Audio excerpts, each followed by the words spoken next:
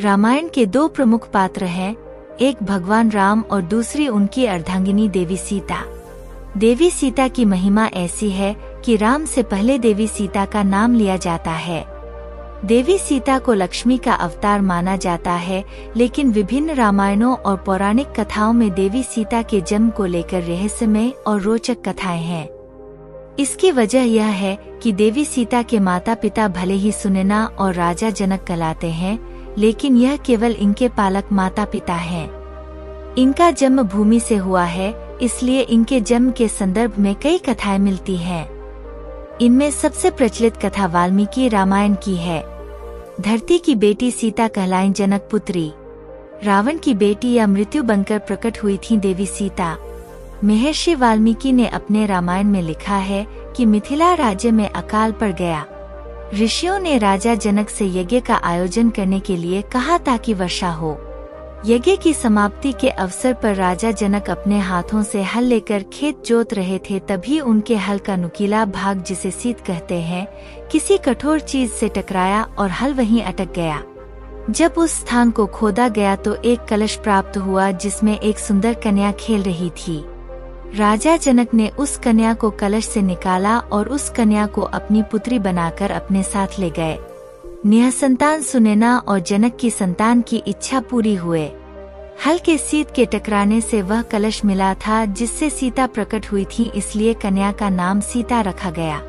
रावण की बेटी थी सीता। देवी सीता से संबंधित एक अन्य कथा का उल्लेख अद्भुत रामायण में मिलता है। इस रामायण में लिखा है कि रावण ने कहा था कि जब उसके हृदय में अपनी पुत्री से विवाह की इच्छा उत्पन्न हो तो उसकी पुत्री ही उसकी मृत्यु का कारण बने। इस संदर्भ में कथा का विस्तार इस तरह मिलता है कि गृत्समद नाम के ऋषि देवी लक्ष्मी को पुत्री रूप में पाने के लिए हर दिन मंत्रोच्चार के साथ कुश के अग्रभाग से एक कलश में दूध की बूंदें डालते थे। एक दिन जब ऋषि आश्रम में नहीं थे तब रावण वहां आ पहुंचा और वहां मौजूद ऋषियों को मारकर उनका रक्त कलश में भर लिया। इस कलश को रावण महल में लाकर छुपा दिया। मंदोदरी उस कलश को लेकर बहुत उत्सुक थी कि आखिर उसमें है क्या। एक दिन जब रावण महल में नहीं था तब चुपके से मंदोदरी ने उस कलश को खोलकर देखा। मंदोदरी कलश को उठाकर सारा रक्त पी गई, जिससे वह गर्भवती हो गई। यह भेद किसी को पता न चले, इसलिए वह लंका से बहुत दूर अपनी पुत्री को कलश में छुपाकर मिथिला भूमि में छोड़ आई। इस तरह सीता को रावण की पुत्री बताया जाता है।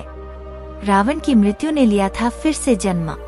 देवी सीता के जन्म की तीसरी कथा वेदवती नाम की एक ब्राह्मण कन्या से संबंधित है, जिसका उल्लेख ब्रह्मवैवर्त पुराण में मिलता है।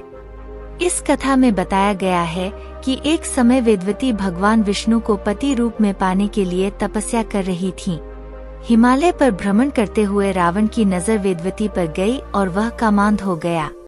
रावण ने वेदवती का हाथ पकड़ लिया और जबरन संबंध बनाना चाहा, लेकिन वेदवती ने रावण से खुद को छुड़ा लिया और पर्वत से खाई में कूद गईं। मरते मरते वेदवती ने रावण को शाप दिया कि वह फिर से जन्म लेकर उसकी मृत्यु का कारण बनेगी। तो मित्रों, कैसी लगी ये कहानी कमेंट करके बताइए। साथ में चैनल को भी सब्सक्राइब करें, लाइक करें तथा अपने मित्रों के साथ शेयर भी करें। धन्यवाद।